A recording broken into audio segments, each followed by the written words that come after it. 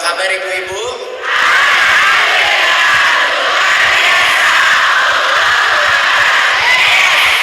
Wow, luar biasa.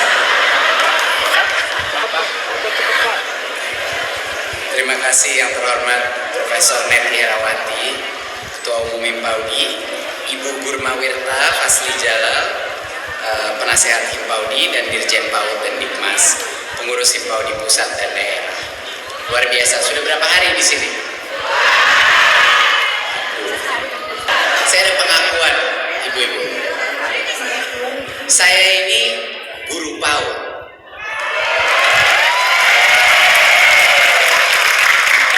Memang benar, saya nggak bisa dibilang guru sekolah karena saya nggak mungkin bisa bilang saya ini guru SD, SMP, SMA, tapi saya ini guru PAUD. Kenapa saya guru PAUD? Karena saya punya anak, satu umur 1 tahun, yang kedua umur 2 tahun.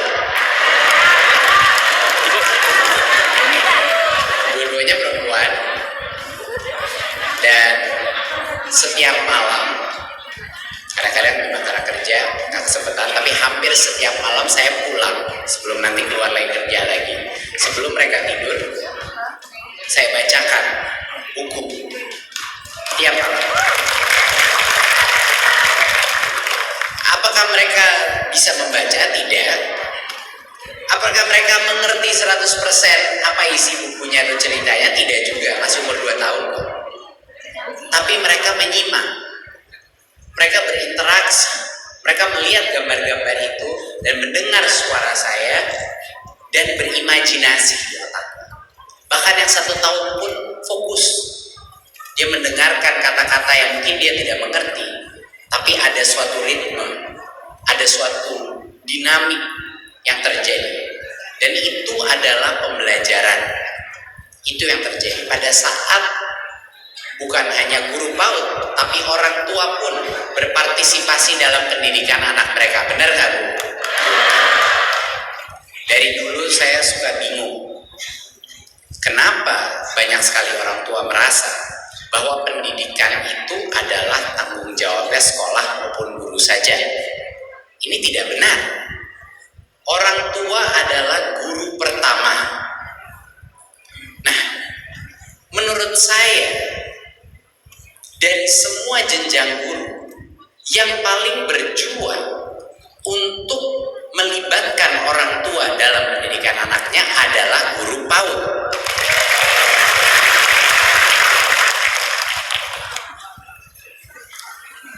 Saya suka membayangkan alangkah hebatnya negara ini kalau lebih banyak orang tua bersikap seperti pendidik atau seperti guru, dan lebih banyak guru bersikap seperti orang tua. Setuju nggak? Saya ulang sekali lagi ya. Alangkah majunya Indonesia kalau lebih banyak orang tua lebih seperti guru dan lebih banyak guru seperti orang tua. Dari semua guru, siapa guru yang paling seperti orang tua? Guru PAUD.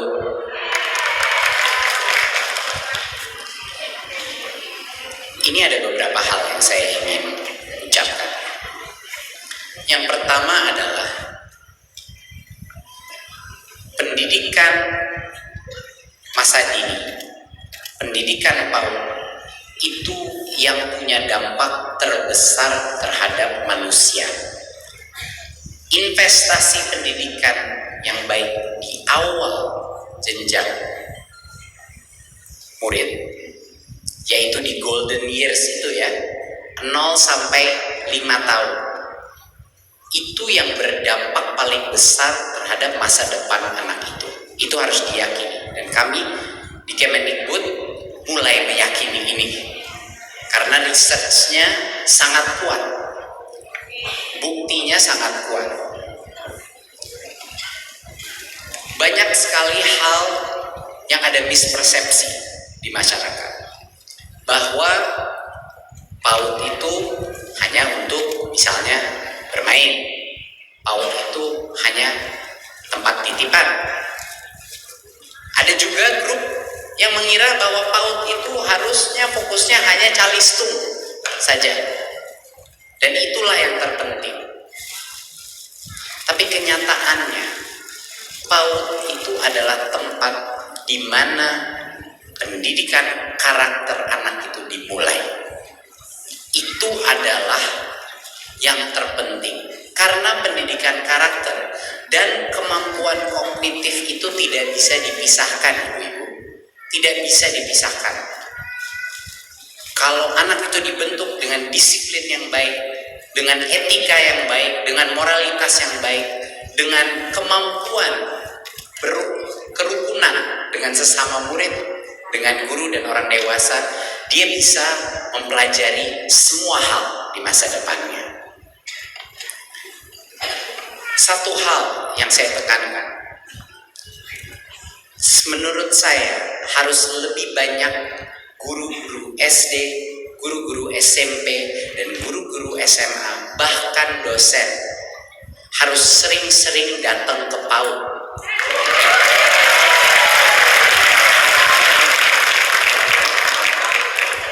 Kenapa saya bilang itu?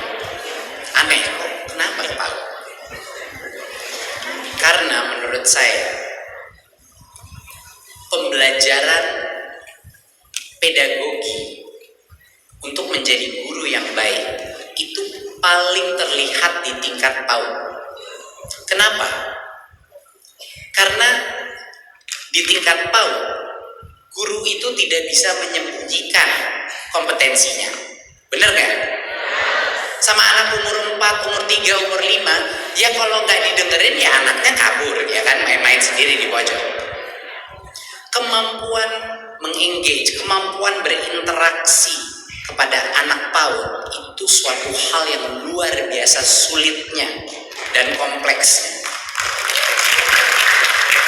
Dan tantangan yang luar biasa itu dilaksanakan sama guru-guru PAUD se-Nusantara Indonesia tiap hari, tapi disebut itu adalah tugas yang lebih mudah daripada guru-guru jenjang tinggi, dan itu tidak benar. Menurut saya itu yang tersulit malah menjadi guru PAUD.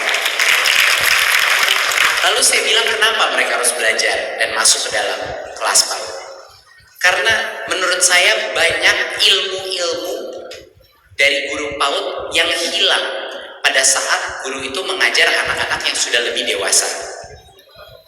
Banyak hubungan kebatinan yang sudah tidak lagi dilanjutkan pada saat anak itu sudah lebih tua. Hubungan kebatinan, konsep bermain tiba-tiba hilang di jenjang berikutnya. Kenapa? Padahal pembelajaran anak, kemampuan anak bekerja sama, kemampuan anak untuk senang belajar, itu hubungannya dengan bermain luar biasa pentingnya. Jadi konsep bermain itu adalah cara anak-anak itu belajar secara kelompok. Dan itu hal yang luar biasa pentingnya dan harus terus kita perjuangkan. Konsep belajar dengan bermain. Dan itu siapa lagi yang memperjuangkan selama ini? Ya guru PAUD.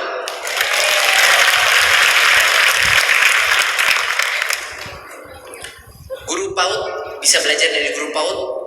Hal kedua yang bisa kita pelajari dari guru-guru PAUD terbaik adalah bagaimana melibatkan orang tua dalam pembelajaran siswa. Guru PAUD tidak akan segan-segan mengundang orang tua ke dalam kelas PAUD. Guru PAUD penggerak tidak akan segan-segan memberikan rekomendasi mengenai hal-hal yang bisa dilakukan untuk meningkatkan kemampuan emosional, kemampuan sosial, kemampuan karakter, dan kemampuan kognitif itu anak kepada orang tua. Banyak sekali guru PAUD gak malu-malu melakukan itu, dan itu harus segera dilakukan semua guru, guru SD, guru SMP, dan guru SMA. Mohon itu bisa dipelajari juga dari guru PAUD. Kenapa itu penting? Karena pendidikan adalah tanggung jawab kita semua. Tanggung jawab orang tua, tanggung jawab guru, tanggung jawab murid, dan tanggung jawab pemerintah dan masyarakat. Itu hal yang sangat penting. Gak bisa semuanya dilempar kepada satu instansi saja, nggak bisa dilempar kepada satu kementerian saja. Semua harus berkroyok untuk menjadikan konsep Merdeka Belajar dan SDM Unggul senusantara.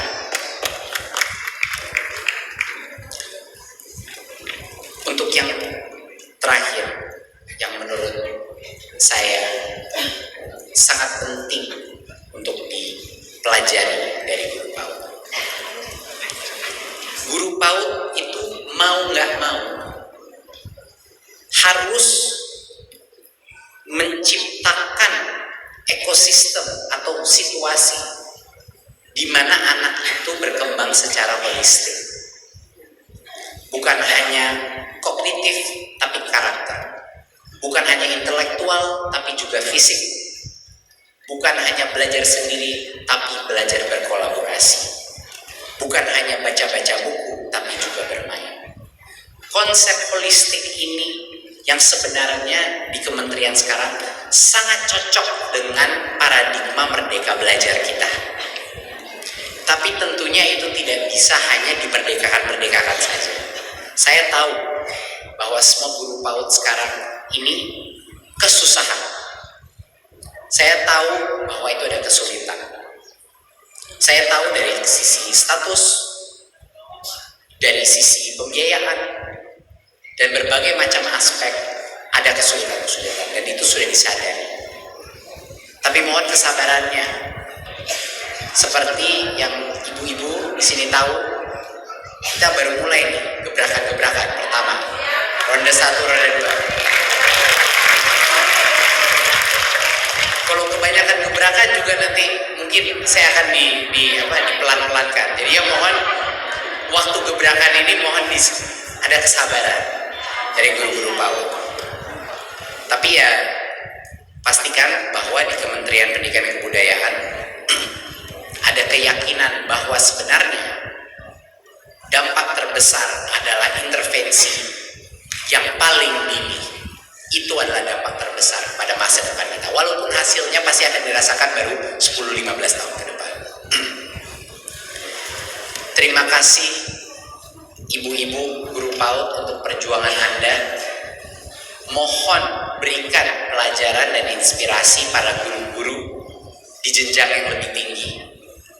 Dan mohon tunjukkanlah kepada Indonesia dan di-share di sosmed apa itu artinya Merdeka Belajar. Terima kasih. Wassalamualaikum warahmatullahi wabarakatuh.